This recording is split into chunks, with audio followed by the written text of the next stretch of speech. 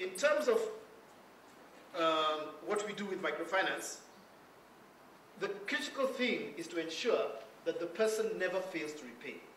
So by making sure that they're part of a group through a group lending scheme, the group secures the person. And by peer pressure, each person within the group must repay their loan because no one else can borrow money unless everybody has repaid. To get the first beggars to save was a problem. But what we did was we gave them an incentive. If they came with their 50 shillings a week, we would give them a kilo of maize and a kilo of beans every time they came with the 50 shillings. We did that for about 6 months, and since then we've never done it again. Because all of a sudden, they began to save. And what actually happens when they begin to save? To give a couple of examples, Joyce Warimo, who is one of our fastest climbers, was a clash victim of clashes in 1992 in Kenya, just like the ones in January last year, and ended up as a beggar in Nairobi. She started up with us as one of the original 50 beggars, and her first loan was $40. Today she has taken 19 loans. She has 7 large businesses and 65 employees. And this is what we mean by climbing out of poverty. It's not enough to have $2 a day. It is to be a Joyce Wairimu, with your business employing many other Kenyans. Wilson Minor, another fast climber, was a thief, basically a thug in one of the biggest slums in Nairobi. He joined Jamii Bora in February 2000. Today he has 4 businesses. He has borrowed 21 times. It took him 1 full year to save his initial $12. And we were very strict. We refused him to borrow until he had saved the $12. But today, he has convinced more than 250 young men to come out of crime and enter Jamii Bora and lead useful lives. What is it that is unique about our belief system? One, we love every member. It doesn't matter where you come from. What matters is where you are going. We don't accept any excuses because we believe the way to hell is paved with excuses. More importantly, we initially thought the sky was the limit. Today, we know that not even the sky is the limit. Because what we do is we plant new dreams. If I could make it, you can make it. We get almost all of our employees from our members. A typical example is Janet Bett. She's basically a standard 6 dropout. She's HIV positive. And she joined us as one of the initial 50 beggars. Today, she's the manager of our Tumaini department, a senior member of management, and she has convinced thousands of beggars to leave the streets of Nairobi and join Jamii Bora and live useful lives. A good example of someone who was basically impossible is Dedan. Dedan was a non-climber.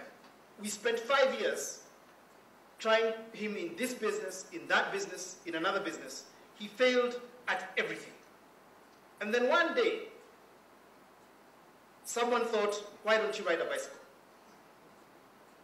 Dedan was a member of the Kenyan team to the Beijing Olympics. And is one of the best bicycle riders, not only in Kenya, but in the world. Because suddenly, he discovered his talent. And this is the key, that everybody can discover their unique talent. What is the one thing that they can do that almost everybody else will look at in amazement and say, wow. And Dedan discovered that one thing. So to protect our members, we have a variety of insurances. We have health insurance, life insurance, and disaster insurance. The key to our health insurance is that in 2002, after floods in Kenya, we discovered that 50% of our members were defaulting. And when we checked why they were defaulting, we discovered that one or two family members were getting sick because when it rains in Kenya, the floods cause mayhem in the slums. And we decided we have to do something.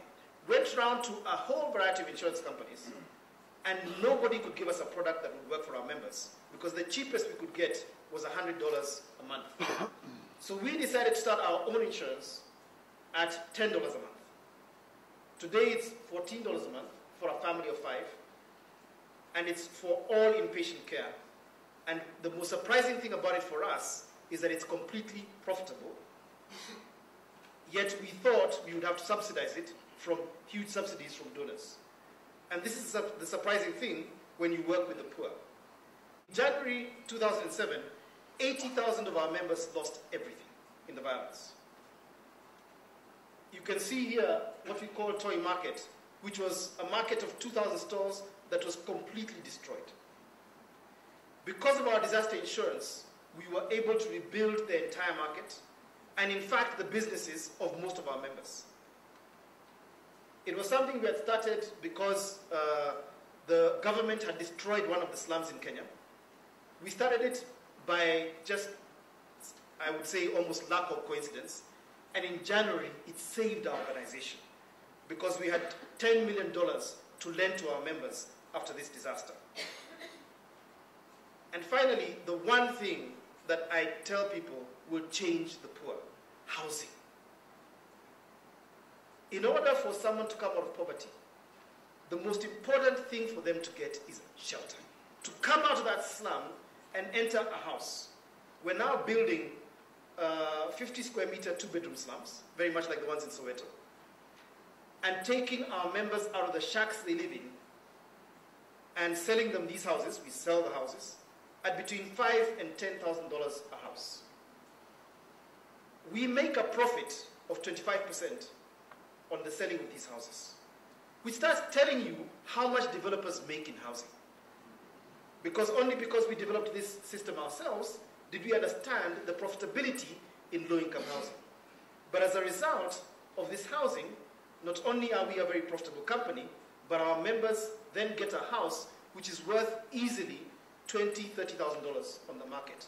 And suddenly our member is worth that kind of money. Thank you very much.